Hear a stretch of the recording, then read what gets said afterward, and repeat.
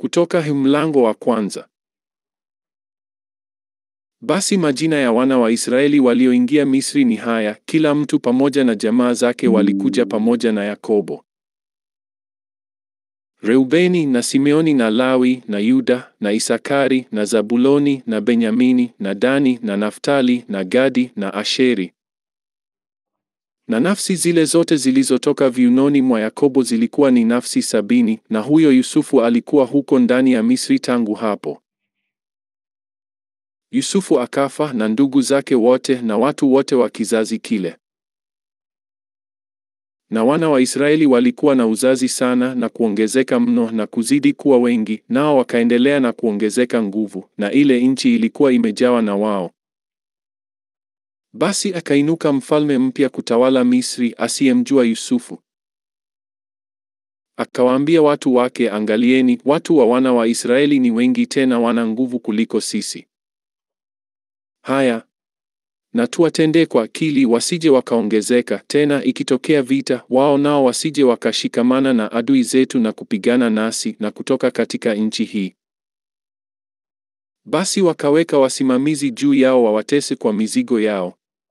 Nao wakamjengea Farao miji ya kuwekea akiba, Pidhomu na Ramesesi.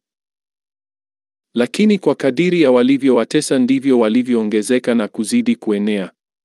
Nao walichukiwa kwa sababu ya wana wa Israeli. Wamisri wakawatumikisha wana wa Israeli kwa ukali. Wakafanya maisha yao kuwa uchungu kwa kazi ngumu, kazi ya chokaa na ya matofali na kila namna ya kazi ya mashamba, kwa kazi zao zote walizowatumikisha kwa ukali.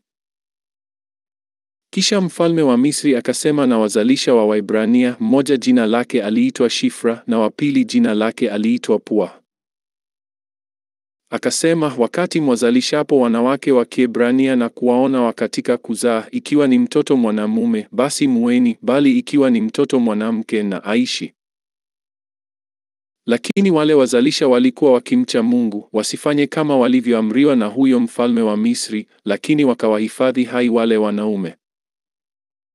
Basi mfalme wa Misri akawaita wale wazalisha na kuwauliza, kwa nini kufanya jambo hili na kuwahifadhi watoto waume wawe hai?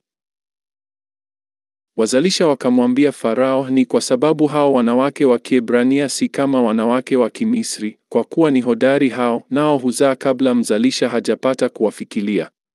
Basi Mungu akawatendea mema wale wazalisha, na hao watu wakaongezeka sana, wakaendelea na kuzidi kuwa na nguvu nyingi. Ilikuwa kwa sababu wale wazalisha walikuwa wakimcha Mungu, akawasimamishia nyumba. Kisha huyo Farao akawaagiza watu wake akisema, kila mtoto mwanamume atakayezaliwa mtamtupa mtoni, na kila mtoto mwanamke mtamhifadhi hai.